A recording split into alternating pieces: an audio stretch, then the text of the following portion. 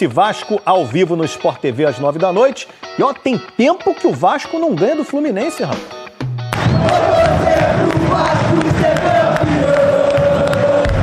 O Vasco está vivendo intensamente o retorno à Série A. 3 rodadas que já tiveram vitória fora de casa.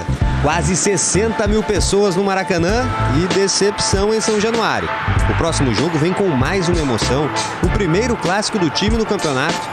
Aqui no Maracanã, no próximo sábado, o Vasco vai em busca de uma vitória que não acontece há algum tempo. A última vez que venceu o clássico contra o Fluminense foi no Brasileirão de 2019 e em São Januário.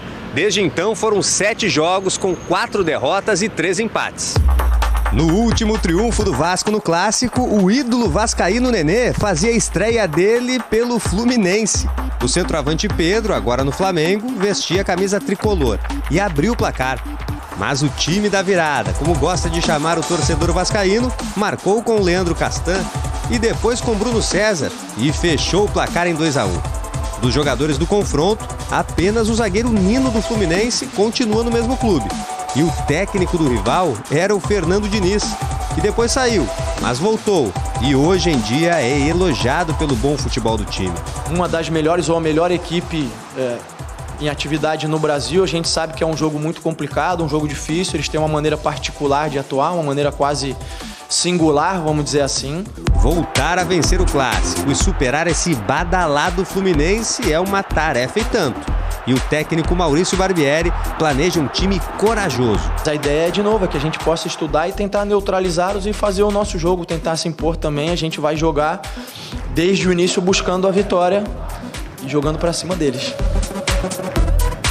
Ele fez alguma coisa a entender meio que esse debate. Que eu acho assim, acho que é uma coisa que pesa bastante e falo um pouco por experiência aqui vivida, né, em relação a isso. Ele falou ali, é uma coisa que tem que ser levada em consideração. Eles vêm aqui, dão uma palestra, falam isso, chega na hora do campo, não aplicam. Então isso é uma coisa que pesa bastante. Você fala, pô, mas você vem cá, você fala pra mim isso, chega na hora de aplicar o negócio, você não aplica. E aí você pega no meu pé por causa disso, entendeu? Então são várias situações aí que eu acho que isso pesa bastante, porque você, de fato, você começa a ter problemas, eu acho que muito cedo. Na 3ª rodada, o pessoal já está reclamando. Uma coisa é reclamação de, eu reclamei, tomei amarelo. Agora já estão reclamando de falta, de expulsão, de reclamação, de comportamento dos árbitros em relação aos jogadores no dia a dia. Eu penso assim, de uma forma, acho que todo mundo, William, tem problemas. Todo mundo tem problemas. O treinador, o jogador, você passa uma semana, às vezes você tem problemas que você não consegue administrar pessoais, aí você leva para o seu trabalho e acaba descontando. O árbitro, ele não é robô. O árbitro também tem problemas, né, pessoais. O árbitro também é boleirão. O árbitro gosta de assistir, de ver os comentários, o que foi, o que não foi. Tem um árbitro que veio participar, eu não vou falar por questões éticas, né? Ele veio participar aqui, você estava junto no programa, no Bate-Bola Bom Dia, na época, eu acho. E ele falou, pô, você falou isso da gente, você falaram isso de mim, tal. Eles assistem tudo. Claro, né? estão ligados. Então eles são sujeitos a erro. O problema é você minimizar esses erros. Eu sempre falo, vai ser profissionalizado. Se os árbitros chegarem a esse nível, o mais importante é a padronização, porque a mesma falta que eu apitei, o Pedro tem que apitar, você tem que apitar e o Bubu tem que apitar. Claro. Não adianta eu me tornar profissional e o Pedro vê um tipo de falta no mesmo lance, eu não vejo falta, você vê um cartão amarelo e o Bubu vermelho direto. Isso acontece muito durante o Campeonato Brasileiro, porque esse tipo de comportamento ele oscila. Numa rodada você pode, na outra rodada você não pode. Foi devido ao Bahia ter saído um pouco mais, não ter ficado lá atrás. Ficou na média. E facilitou um pouco o Vasco ter um pouco mais de espaço na profundidade. Só que quando o Bahia fez o gol e recuou, baixou as linhas, fez o jogo que o Vasco estava acostumado a fazer, que o Vasco não teve que fazer desses 2 jogos, como você falou muito bem, e o Vasco não tinha um jogador característico de posse de bola. O Vasco não tem um meio-campo de circular. Joga com 2 extremos, né, aberto. É um time que define a jogada, como eu dei o exemplo anteriormente aqui de Guardiola e Klopp. O Vasco é esse time que define as jogadas, não tem essa característica de circulação.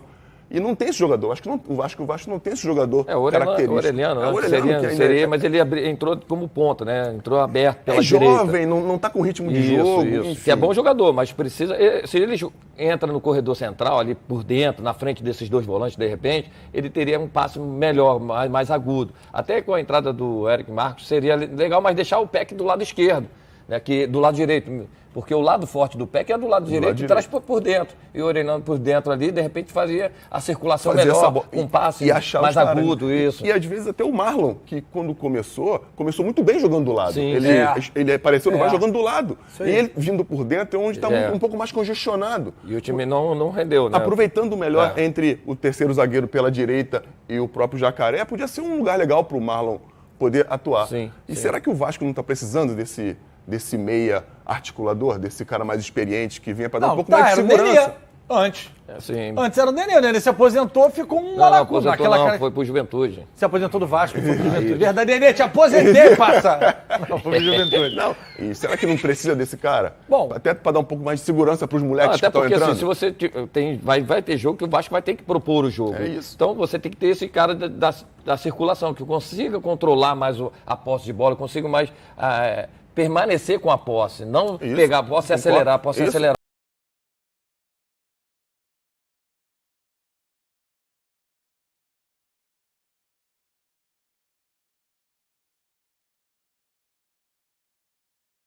Com status de titular, Capasso perde espaço no Vasco. É isso mesmo, se inscreve no canal que eu te deixarei em dia com as informações em relação ao Vascão. Ative também todas as notificações. Contratado pelo Vasco da Gama em janeiro deste ano, o zagueiro argentino Capasso chegou ao clube com status de titular. No entanto, após algumas atuações abaixo do esperado, perdeu espaço na equipe e agora busca recuperar seu lugar. Capasso foi contratado junto ao Vélez Sarsfield, da Argentina, como um dos reforços para a temporada.